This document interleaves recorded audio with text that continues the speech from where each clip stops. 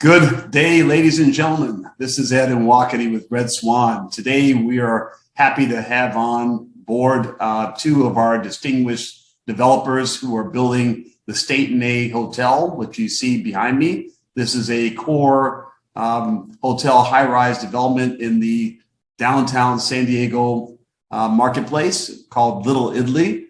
Definitely a great location, and we're now going to hear the story behind this development opportunity. So you will soon join me with my colleague, Simon Herman, who's head of sales for RedSwan, as well as Joe Giuseppe Simone and Reed Floco, who are the key developers of this project. Stay tuned. Here we go. So good morning, gentlemen. Thank you for coming on. We're really excited to hear about your project, State and A. We have both Joe Giuseppe Simone, and Reed Floco here. Did I pronounce that right, gentlemen? Yes. Good morning. And how long have you guys worked together as partners? Oh, it's been about 7 years. 7 years. Have you? How did you get in the business? Can you give a little background of your kind of experience in the business and what led you to this point to State and A development project? Yeah, I can start with that. I started investing in building apartments in San Diego about 46 years ago. Then 19 years ago, I decided to build and own my first hotel. And I brought along my friends and family as investors. When in 2015, I met Reed, we quickly decided to team up. We agreed to build the Carte Hotel. He had a vision of this beautiful hotel right in downtown Little Italy. And I tended to agree with him that it was the right place to put a hotel because there was a great developing environment in that neighborhood. And within that Carte Hotel, we were to build a world-class fit gym. Both were successfully completed. And despite the pandemic, it has been a great experience, I have to say. We already see the market coming back strong. Even before we opened Carte Hotel in 2019, we decided to team up again to build State and A. I've seen downtown San Diego evolve since 1971, and it has been an incredible growth story, especially in the upscale Little Italy submarket. In each of the past investments, I've always taken an ownership perspective and a long-term view. Reed? Yeah, so my background is 28 years in the hotel business. I've been in senior management roles for most of those years. Building hotels, operating hotels, everything from finding the dirt to developing them to actually operating the hotels. So I have held every position you can in this business. But for the last 12 to 15 years, I started off, I'll go back to the beginning, started off housekeeping, maintenance. I have a degree in hospitality, general manager, district manager, area manager, vice president, director over $1 billion in real estate. And then about 12 to 15 years ago, broke away to start my own company and management company in hospitality. During that 28 years of the management side of this business, I have done 20 plus, probably 25 plus roundup projects, managed over 250 hotels, and I'm very active in site selection, and finding really good locations and then developing them and owning them and operating them at the end of the day. Wow, you guys have a lot of experience, and that's really good to see. I mean, almost 20 hotels you built yourself. That's outstanding. Correct. I've done it for large corporations. I've also done it for myself. I've done it for smaller partners as well. But I'm very good at moving quickly, identifying the customer's need, protecting the investor, protecting our partners, working with the brands. In this case, we work with Intercontinental Hotels, which I've done 40 plus hotels with, and being able to work through all those relationships and operate a very successful building at the end of the day. Well, let's just talk a little bit about the market area of State and A. What gets you excited about State and A? Why that location? What are the drivers that really make you feel comfortable with this project? Let me take a higher perspective, and then Reed, I'm sure, will dive in for us. First of all, Reed and I know this market inside and out. I mentioned I've been in the market for 46 years. Reed has had a great amount of experience in San Diego himself. First and foremost, you want to invest with people that understand the market and not from a long distance perspective or through a hierarchy of different management levels. As the majority of owners of State and A, Reed and I have a very good working relationship where we leverage our individual strengths to create value for ourselves and our investors. And then finally, we're the management team. And we have very little overhead. From construction to hotel operations, we know we can beat the competitive set and drive profit margins. Now, Reed can get a little bit much more specific about the actual market for this specific brand. Yeah, and I've had a handful of hotels that I've managed, operated, and consulted for in downtown San Diego before securing the land for the Carte Hotel and the State and A Hotel, which sit side by side. But if you're from San Diego and downtown San Diego, it's high tourism, strong occupancies. The hardest part about downtown San Diego is high barriers to entry, meaning it takes a lot of money, takes a lot of time to secure the land, to entitle the land, design it, get all the permits, and get it to so that you can break ground on it. I've spent close to 8 years doing that for the State and A project. But prior to that, I did it for the Carte Hotel project. And that you can come down and see that one. It's a beautiful hotel that has really transformed the neighborhood. So this is kind of phase 2 of that. But the location is phenomenal. Little Italy is one of the most sought after locations at downtown San Diego. We're close to the airport, the bayfront, the convention center, all the key drivers. But if you come to the area, you'll see that I actually entitled the entire block for a third building that's being built right now for a different developer. We're not involved in it, but I did entitle the block for the entire development. And if you look towards what's happened over the last 7 years in Little Italy, it's a lot of very beautiful buildings in a very authentic neighborhood. And if you look towards the future, we have State and A coming, but we also, the city just announced, I believe it was last week, that there will be 2 additional blocks developed of residential with retail. So we'll be in the heart of that beautiful environment. And again, if you come down, everyone goes to Little Italy. They want the experience. They want the flavor. It's a safe, great area. It has some of the highest rents in all of downtown San Diego. If you just drive down, get out of the car, and just stand there, you'll be proud of where you're at. That's great, guys. Hey, Reed, you mentioned something that I think is common to developers in California. They understand this. You mentioned 8 years you've been working on this project. And I think for some folks that might be in different markets across the US where entitlements maybe don't last that long, if you want to dive into why it's taken you 8 years and that difficulty. I mean, I'm up in the San Francisco Bay Area, so I understand what you're going through, but I think just a little context of why that length of time from getting, the land all the way to a shovel in the ground would be, I think, good for people to understand. Sure, absolutely. So, site location and being able to get your hands on that specific location is very difficult, obviously.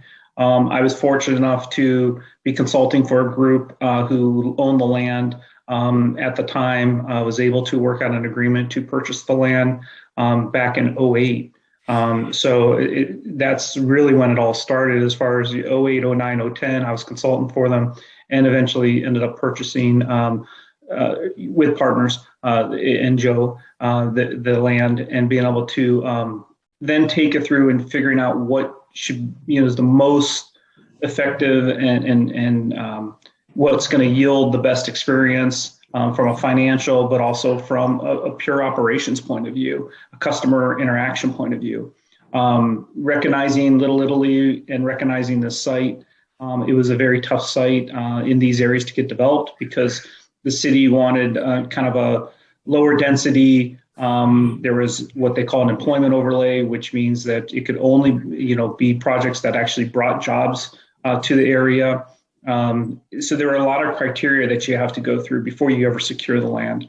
Once you secure the land, you then have endless documenting, testing, reporting, and then you have all the design criteria, the design performance, and then you have to go through obviously various committee approvals and then ultimately city approval for the project. So most developers in San Diego, if you were to buy a piece of land right now, let's just say there's no land in like our specific area. Most of that's pretty much gobbled up. But at the end of the day, if you were to secure another piece of land in downtown San Diego, it would probably take you a good 3 years to get your entitlements. That assumes you don't hit any hiccups, downturns, any of that type of stuff.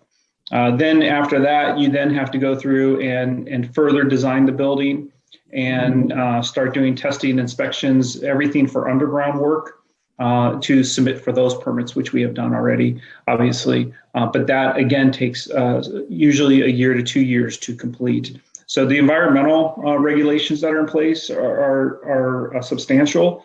Additionally, the time to just get through all the committees and get approvals from the city, it's risky. It's very risky. I always say for me personally, I say that's the riskiest part of the project. Yeah. Getting to the fact that you can actually pick up the permit and go build the project, that's where the most risk is, because in our case, we purchase a piece of land that you don't know at the end of the day can be built on. And then you get to the point where you actually can build on it, and you've submitted for your permit. You've got to develop. You receive a development permit. You then submit for your building permits and grading and shoring permits. Then you know you have a live project. You basically cut a tremendous amount of risk out. So now from here on out, it's literally break ground, build it, open, operate it. Yeah, thank you. Great explanation. I'm sure you miss going to the city council meetings every week and dealing with the city 100 times. I would say is I've spent years doing it. So for good or bad, I have a very successful record at it. I'm not always loved by the community at times. In San Diego, I am. But, when you go through and you do this entitlement process, you have to go through community review, council review. There's so many opinions. Everyone who's never been a developer, has a right to say something. Yeah. And so they don't know how that impacts the business. I'm fortunate in downtown San Diego with Carte and State and A, that we had no opposition. I don't recall the time when I went to battle with anybody or had anything. It's been a positive project from the get-go, which is really wonderful. It's a great vibe. It's a great energy. And it just continues to convey. The neighborhood's really proud of Carte. I know they'll be very proud of State and A, so we're serving a purpose for the community as well. So it works out really well. That's great. That's a great entry point for the next question here, because you've already just described that you've created a barrier entry for the marketplace, because by having it fully entitled, doing all that work over the 8 years period, that's a barrier for anybody else to come into that market to compete with you. But right now you built the Carte, which is also a neighboring hotel in the same complex. Can you describe how they complement each other? Because some people might think they're competing with each other, but I think you can talk to us about how you feel they actually complement each other. Sure. The Carte is a Korea Hotel by Hilton, which is a luxury upscale hotel. It has its own reservation system. It has its own place within the market, let's just say its own customer base. We purposely kept it smaller. It's only 246 rooms. I think most people who come in who are quote developers, and we're long-term play. I mean, we like to build, own, and operate. But the folks who would, most people would come in and say, why isn't it 400, 500, 600 rooms? The market can support it. Well, we knew we had State and A right next door coming. So we said, okay, let's right size each one of these buildings. Carte is going to play at a certain market segment under the Hilton flag with 246 rooms. We then bring in the IHG flag. Half of that hotel is extended stay, which is a very difficult type of hotel to be built in downtown San Diego, because it takes up so much space. Typically, we've been able to get it consolidated within this building. So it's very sought after. There's not a lot of them out there, but they run very strong occupancies with very strong rates year round. They're the type of hotel you want when the markets go bad. During the recession, during COVID, If you have an extended stay hotel, you're a happy person. You are getting through it, fairly well.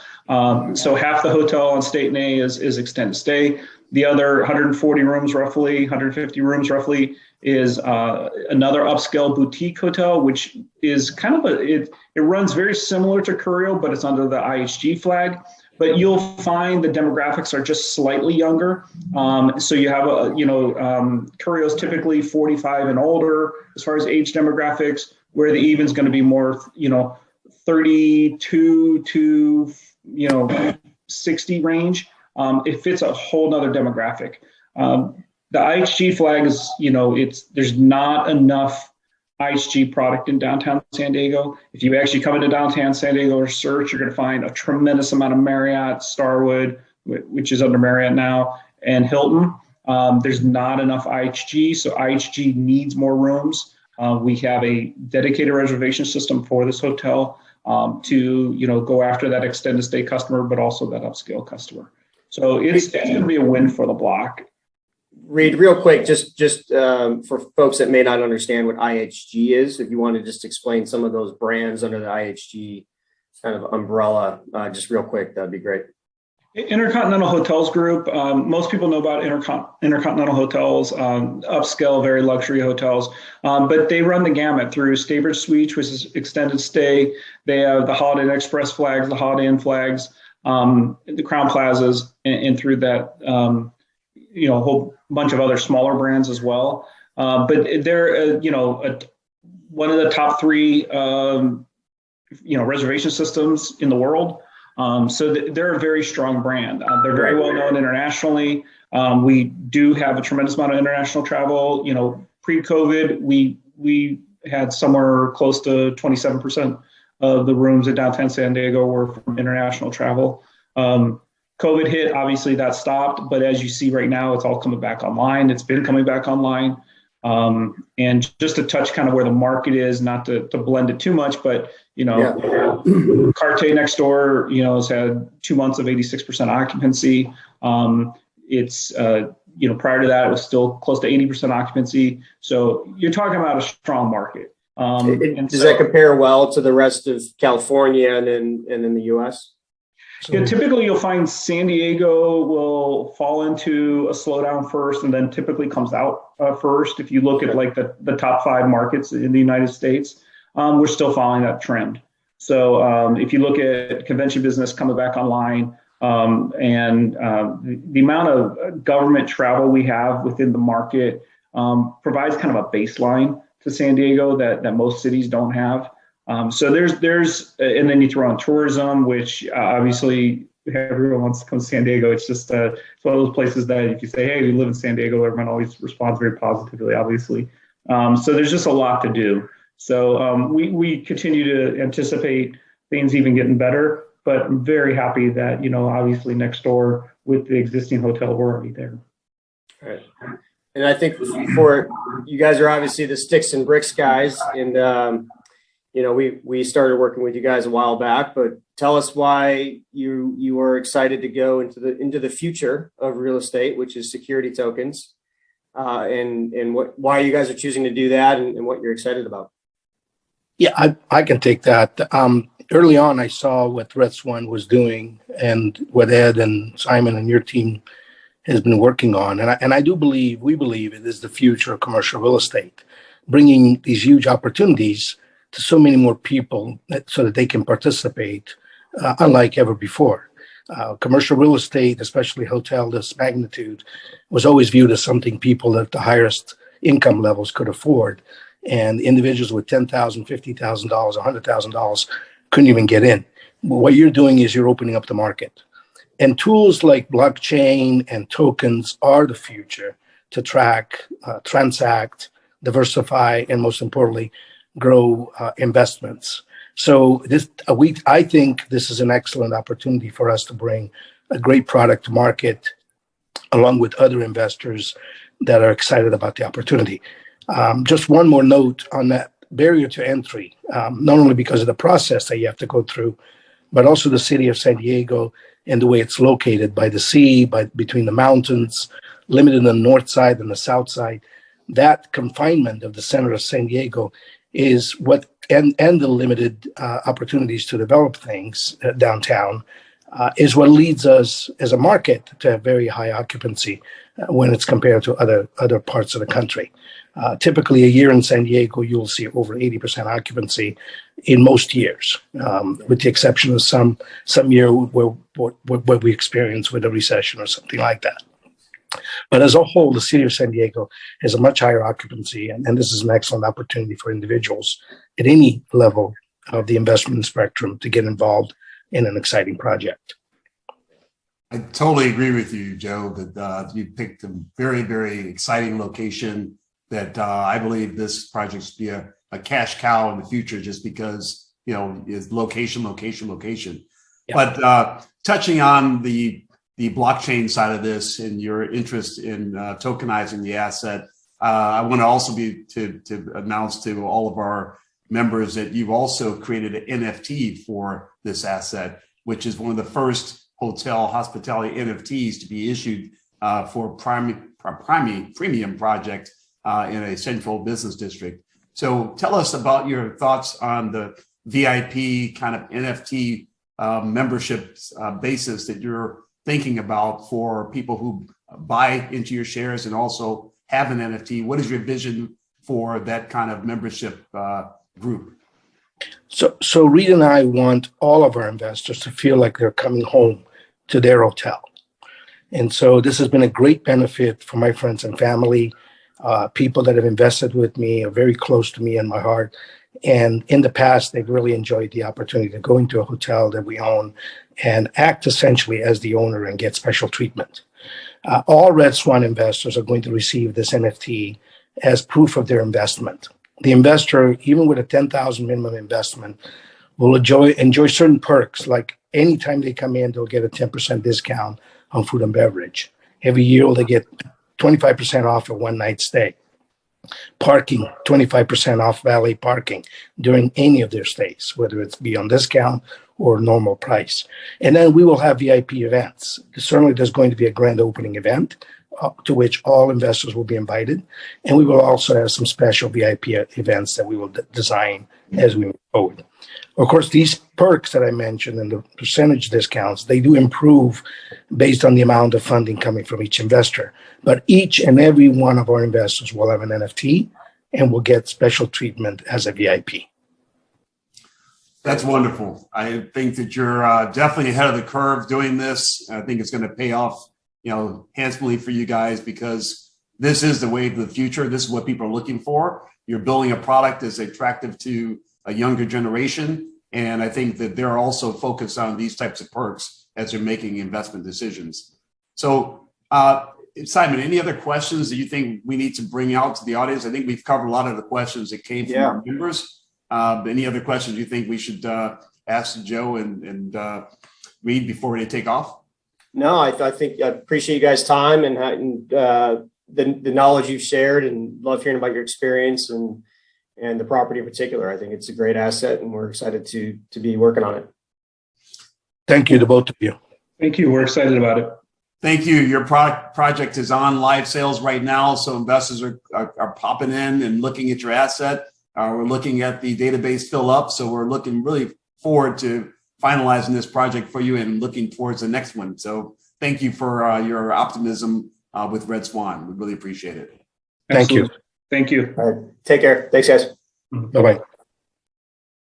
Well, you now had an opportunity to hear from our two developers of the State A, both Joe and Reed, and you heard about their theory behind building this and how many years in planning it took to get to this point. So they really have de-risked this investment opportunity by building and getting the permits to build a quality Class A hotel in downtown San Diego, where there's absolutely no real estate land available for development.